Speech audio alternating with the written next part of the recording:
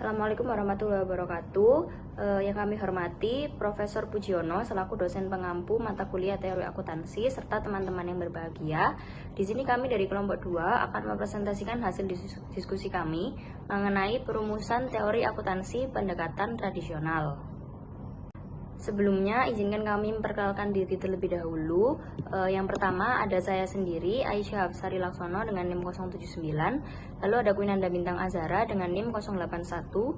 Ada Febrianti Ayu Lestari dengan NIM 095. Lalu ada Pinkan Dwi Mayasari dengan NIM 098. Dan yang terakhir ada Febri Karamansyah dengan NIM 116.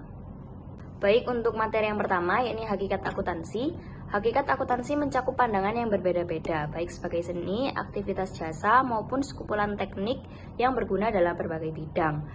The Handbook of Accounting mengidentifikasi beberapa bidang yang memanfaatkan akuntansi, seperti laporan keuangan, perencanaan pajak, audit independen, sistem pemrosesan data, akuntansi biaya dan manajemen, akuntansi pendapatan nasional, serta konsultasi manajemen. Para akuntan memiliki pandangan yang beragam tentang proses akuntansi, yang tercermin dalam perbedaan teori-teori akuntansi yang ada. Salah satunya yang pertama adalah akuntansi sebagai ideologi, merupakan pandangan umum yang terlepas dari wawasannya yang perihal dan mungkin penting, mencegah kita untuk memahami masyarakat di mana kita tinggal dan kemungkinan untuk mengubahnya. Akuntansi dipandang sebagai suatu fenomena ideologi, sebagai suatu sarana untuk mempertahankan dan melegitimasi aturan-aturan sosial, ekonomi, dan politik yang berlaku saat ini. Lalu, hakikat akuntansi sebagai bahasa. Akuntansi adalah satu alat mengkomunikasikan informasi suatu bisnis. Persepsi akuntansi sebagai bahasa ini juga diakui oleh profesi akuntansi, yang menerbitkan buletin terminologi akuntansi. Hal ini juga diakui dalam literatur empiris yang mencoba untuk mengukur komunikasi dari konsep akuntansi. Hal itu mungkin dapat dibuktikan sebagai berikut. A. Simbol atau karakter leksikal dari suatu bahasa adalah unit-unit atau kata-kata yang memiliki arti dan dapat diidentifikasikan dalam bahasa manapun. B. Aturan tata bahasa dari suatu bahasa mengacu pada pengaturan sintaksis pada bahasa apapun. Yang ketiga, akuntansi sebagai catatan historis. Umumnya, akuntansi telah dipandang sebagai suatu sarana penyediaan sejarah atau histori suatu organisasi dan transaksi-transaksinya dengan lingkungannya, baik bagi pemilik maupun pemegang saham perusahaan.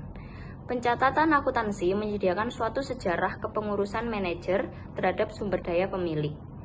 Binberg membedakannya menjadi 4 periode.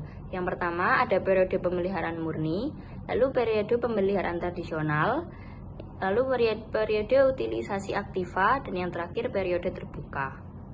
Penyusunan dan juga verifikasi teori. Akuntansi merupakan sekumpulan teknik yang dapat digunakan dalam bidang spesifik. Namun, praktik akuntansi ini dilakukan dalam kerangka konseptual yang implisit, yang terdiri dari prinsip-prinsip dan praktik-praktik yang telah diterima oleh profesi. Nah, dikarenakan olah kegunaan dan juga logika yang dikandungnya, petunjuk yang disebut sebagai prinsip-prinsip akuntansi berterima umum atau yang biasa disingkat PABU, atau ini dijelaskan dalam bahasa Inggris yaitu Generally Accepted Accounting Principle yang disingkat GAAP. Ini mengarahkan profesi akuntansi ke dalam pemilihan teknik-teknik akuntansi dan juga dalam penyiapan laporan keuangan dengan suatu cara yang dianggap sebagai praktek terbaik. Nah, teori seharusnya tunduk terhadap pengujian yang bersifat logis dan empiris untuk membuktikan keakuratannya. Jika suatu teori ini bersifat matematis, pembuktian sebaiknya diprediksi melalui konsistensi yang logis. Nah, apabila teori didasarkan pada fenomena fisik atau sosial, pembuktiannya sebaiknya dilakukan dengan prediksi melalui hubungan antara kejadian-kejadian dan juga observasi-observasi yang sesungguhnya yang akan digunakan untuk membuat kesimpulan. Jadi observasi-observasi tersebut akan dikumpulkan hasilnya dan nantinya akan digunakan untuk membuat kesimpulan. Suatu teori akuntansi seharusnya dapat menjelaskan dan juga memprediksi fenomena akuntansi yang ada. Seperti munculnya fenomena-fenomena tersebut diharapkan dapat membuktikan kebenaran teori tersebut. Tujuan utama dari teori akuntansi adalah memberikan basis bagi peramalan dan penjelasan perilaku dan peristiwa akuntansi. Kita asumsikan sebagai salah satu pasal dari kepercayaan bahwa teori akuntansi adalah suatu hal yang mungkin. Nah, teori akuntansi ini juga didefinisikan sebagai suatu rangkaian gagasan, definisi, dan usulan yang saling berhubungan yang melambangkan suatu pandangan sistematis atas fenomena melalui penentuan-penentuan dari hubungan. Nah, yang ada di antara variabel-variabel dengan tujuan untuk menjelaskan dan meramalkan suatu fenomena. Selanjutnya yaitu metodologi dalam perumusan teori akuntansi. Nah, akuntansi sendiri adalah suatu seni yang tidak dapat diformalisasikan dan bahwa metodologi yang digunakan dalam formulasi atau suatu teori akuntansi secara tradisional adalah usaha untuk menjustifikasikan apa yang telah terjadi dengan memodifikasikan praktek-praktek akuntansi. Teori tersebut dinamakan dengan teori deskriptif, sedangkan teori normatif adalah teori akuntansi yang berusaha untuk menjustifikasikan apa yang seharusnya terjadi, bukan apa yang terjadi. Contohnya dari pendekatan deskriptif dalam akuntansi yaitu Accounting Principle Boards atau APB. Sedangkan contoh dari pendekatan normatif yaitu dari akuntansi yaitu A Statement of Basic Accounting Theory atau American Accounting Association. Materi selanjutnya adalah pendekatan dalam perumusan teori akuntansi. Seperti yang kita ketahui, belum ada teori akuntansi yang sebetulnya komprehensif. Oleh karena itu, teori akuntansi berkembang melalui berbagai pendekatan tradisional. Dalam presentasi kali ini, kita akan membahas pendekatan tersebut. Pendekatan pertama adalah pendekatan non-teoritis atau pragmatis. Pendekatan ini didasarkan pada kesesuaian dengan praktik di dunia nyata. Ada dua jenis utama, yaitu pendekatan pragmatis yang menyusun teori berdasarkan solusi praktis, dan pendekatan kekuasaan yang dikembangkan oleh organisasi profesional dalam bentuk regulasi akuntansi. Sebagai contoh, teknik akuntansi sering disusun berdasarkan persamaan dasar akuntansi, seperti aktiva sama dengan kewajiban plus ekuitas, laba sama dengan pendapatan min beban.